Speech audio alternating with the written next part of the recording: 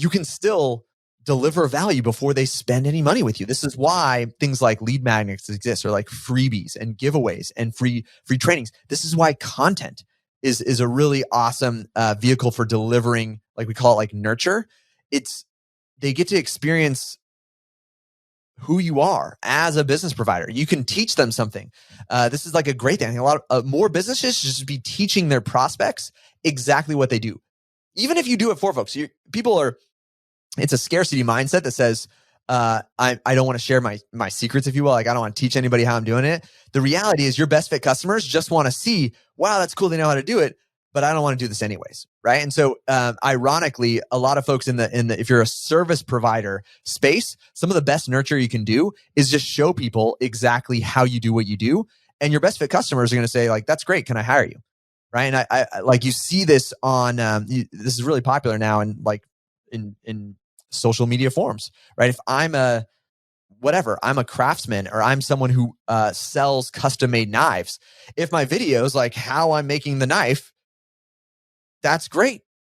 It's a ton of value. It feels like I feel connected to the process. I understand what you're doing. Like, it actually just feels like a cool experience of being connected, right? Because at the heart of it, marketing, connecting people with other people that have a good or service.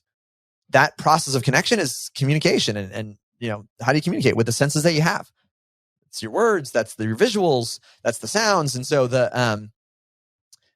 if you're a bakery, that's the smells, right? So like these are the sort of things where, on that nurture level, are you delivering value? And you think of it like you're trying to deliver outsized value here on that nurture phase.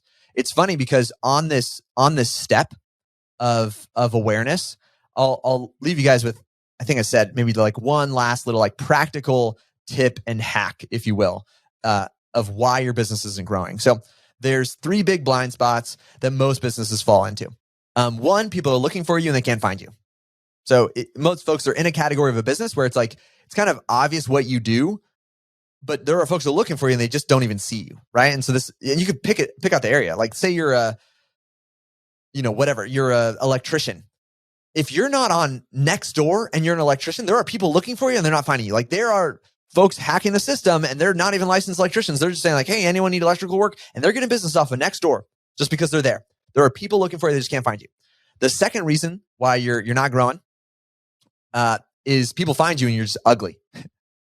You're unattractive. It's just real. Like, your digital storefront is the equivalent of, like downtown Los Angeles, bars on the windows, bunch of trash scattered out in front, like no signage whatsoever. There's cardboard over the windows. That's how a lot of businesses look digitally. And so let me tell you, like, they found you and they're like, pass. I'm literally like, you are serving as the perceptual contrast to someone else's business. They're saying like, well, he looks 5 times better than this other guy. That's it. That is a big blind spot, is you are just ugly when it comes to being online. And the third one is you're ghosting folks. They're reaching out to you and you're not even responding to them. The hack here I want to give you that I think everyone can implement is on that phase 2 of being ugly. Sometimes your ugliness is that you don't have enough reputation. Your reputation is inaccurate. If I look and see what reviews you have, if you have 5, I will assume you've had 5 customers. Actually, I will assume you have had 4 customers and your mom left you a review. So that's what's happening right now. And a lot of folks, for that second phase of just looking better, don't realize that is a value add building aspect of your business on phase 2 of our bottlenecks, right? Of our throughput business for any business, right? Creating an awesome customer. On phase 2 of nurture, where they're experiencing value before they've paid you, that is the highest ratio of outsized returns that they will receive.